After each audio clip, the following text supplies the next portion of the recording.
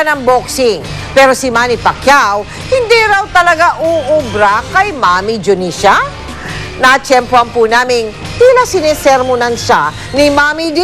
At gaya ng isang tunay na maginoo at mabait na anak, imbis na lumaban, iwas na lang ang pambansang kamao. Mula sa Los Angeles sa California, nakatutok si Ruth Cabal. Pagbalik sa mansion ng mga Pacquiao sa LA, sandaling nagbanding ang mag-inang Manny at Junicia. Nanonood noon ng football si Pacman at tinabihan ng ina. Parang pinagsasabihan ni Mami D si Pacman, pero ang anak pangiti-ngiti lang. Sinundan pa sa may kitchen pero tila umiiwas si Pacman, masermo na ng ina. Ay, nakitugan mo.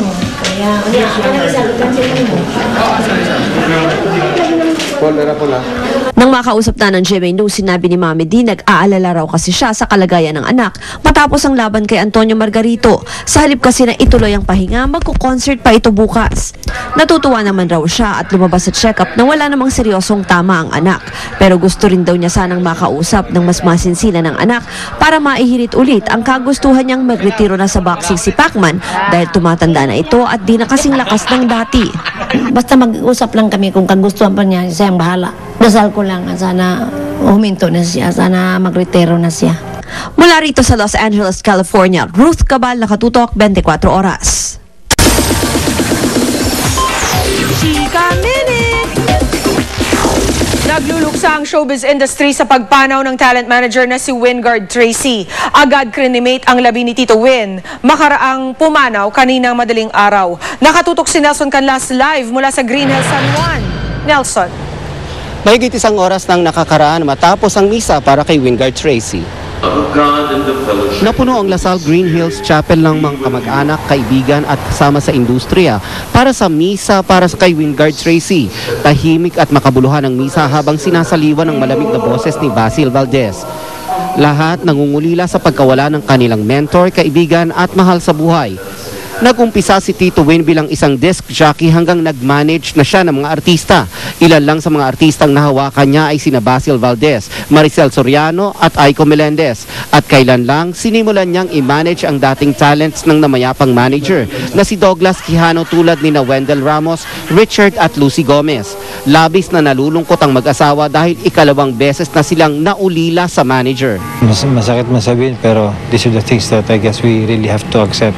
It's another one of those times na you question God why, pero who are we naman to question? So tanggapin na lang. Ayon pa sa iba pang taga-showbiz na dumating kanina, isang malaking kawalan ang pagpanaw ni Tito Win.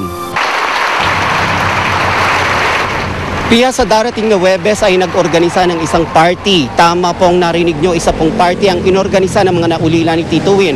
Alinsunod na rin sa kahilingan ni Tito Win ay dapat daw po ay walang nalulungkot o nagluluksa sa kanyang pagpanaw. Bagkus daw po ay dapat ay i-celebrate ang kanyang buhay at ang kanyang mga naiambag sa mga taong kanyang nakilala. Sa punto pong ito ay naghihiling ng privacy ang mga naulila niya sa panahon ng kanilang pagdadalamhati. Pia?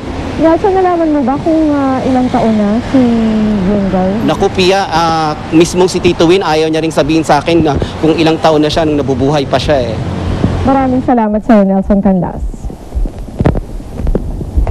Excited na po si Richard Gutierrez sa bago niyang projects. Kabilang dyan ang pagbabalik ng Captain Barbell at ang posibleng Valentine movie nila ni Marian Rivera. Yan ang chika ni Lars Santiago. Sexy at magagandang modelo ang nagbukas ng show para sa paglulunsad ng Watchline ni Richard Gutierrez. Glitz and glam ang drama sa launch at sa pagpasok ni Richard, bidang-bida ang kanyang dating. Rumampas siya kasama ang mga modelo. Well, of course, it's flattering. At the same time, I think it gives excitement for the people also to see beautiful models doing the ramp. Abalang-abala si Richard ngayong papatapos na ang taon. Nasa kainitan ng mga episode ng Survivor Philippines, Celebrity Showdown, at ayon sa aktor, lalong maraming dapat abangan sa programa. Top 6 na lang ngayon ng Survivor, so yung game talaga nagiging intense na. Kasi ang Survivor talaga, matira-matibay dyan eh. Habang papaunti ng papaunti ang mga castaways, lalong tumitindi ang laban. Madalas na rin ang meeting ni Richard kasama ang creative group ng Captain Barbell na sisimulan na niyang gawin. They also asked my opinion kasi syempre nagawa na natin yung Captain Barbell. gusto natin na mas maganda pa dun sa nagawa natin. Hindi na rin naitanggi ni Richard nang tanungin siya tungkol sa pinag-uusapan na ngayong pagkatambal nilang muli ni Marian Rivera sa Valentine movie ng GMA.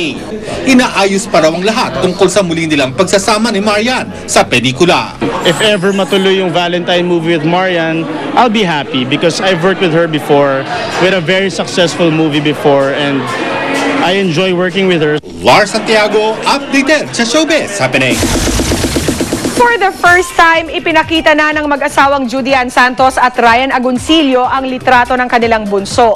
At dito nyo din siya makikita ng malapitan for the first time.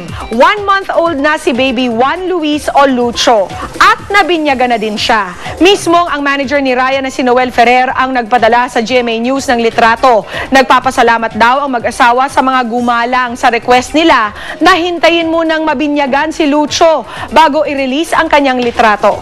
Very thankful din sila sa prayers at support ng fans. Yan po si Baby Lucho, tisoy na tisoy, mamula-mula ang lips at parang may pagka-light brown pa ang mga mata. Kayo na nga mga kapuso ang humusga kung sino kina Ryan at Juday ang kamukha ni Baby Lucho.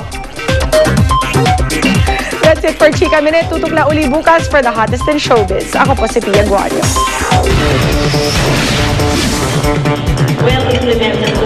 Panalo ang GMA Kapuso Foundation at GMA Kapuso Coffee Table Book sa ika-10 Philippine Quill Awards. Si GMA Kapuso Foundation Executive Vice President at CEO Mel Tiangco ang tumanggap ng Merit Award for Publication para sa Kapuso Foundation 2009 Annual Report.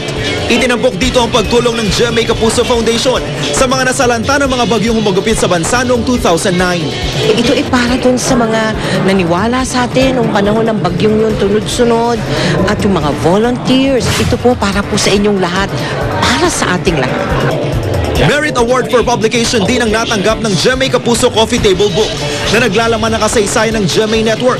Ang editor na si Crip Yuson ang tumanggap ng parangal. I'm happy for GMA7, of course. It's their award.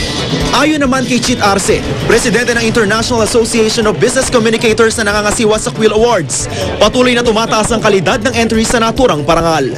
We have very good communication programs in the Philippines. No? So, competitive footing na sila with international companies. At yan po mga balitang aming tinutukan sa nakalipas sa 24 oras. Maraming salamat sa inyong pagtitiwala. 39 na araw na lamang at Pasko na. Mula sa tahanan ng katotohanan, ako po si Mel Tiangco. Ako po si Mike Enriquez. Ito ang GMA. Walang kinikilingan, walang pinoprotektahan, walang kasinungalingan. Walang bahid politika, serbisyong totoo lamang. At dahil hindi natutulog ang balita, Nakatutok kami 24 oras.